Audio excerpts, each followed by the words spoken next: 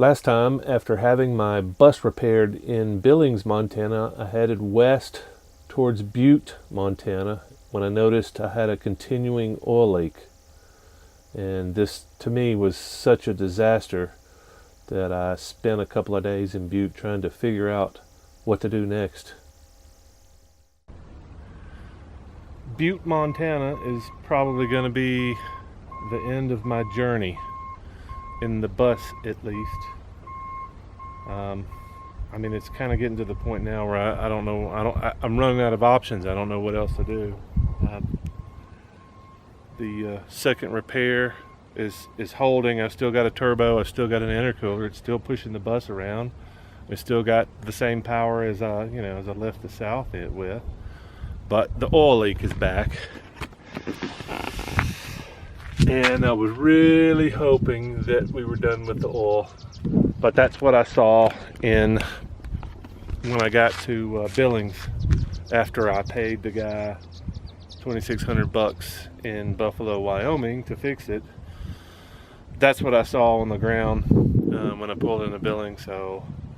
But they convinced me that there wasn't an oil leak, that it was all turbo, and maybe, I don't know, I'm just so baffled now.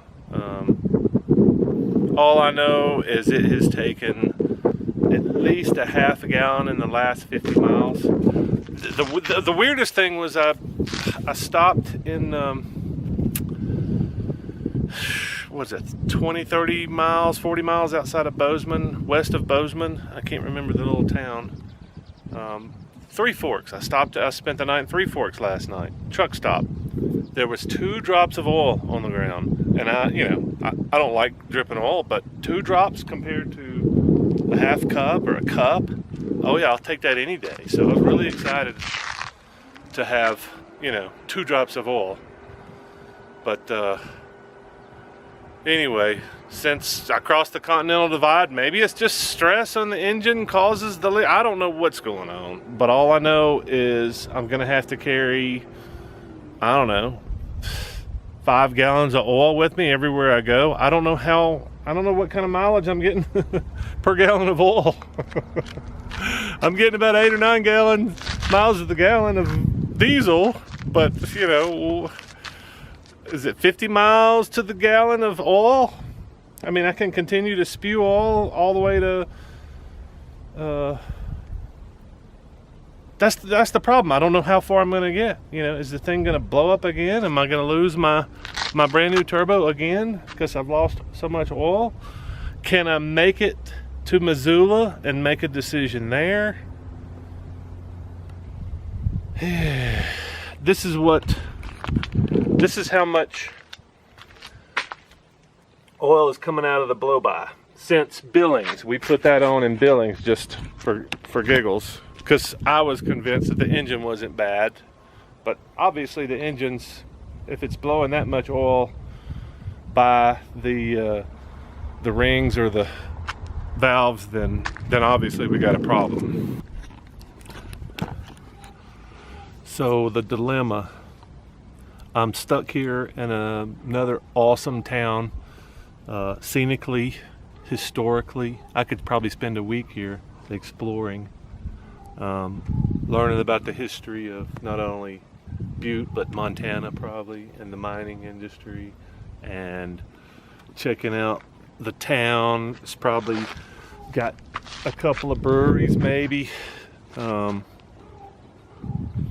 And the dilemma is either do that. I know I could do that, probably without even cranking the engine, roll down the hill, find another place to park closer to activities, and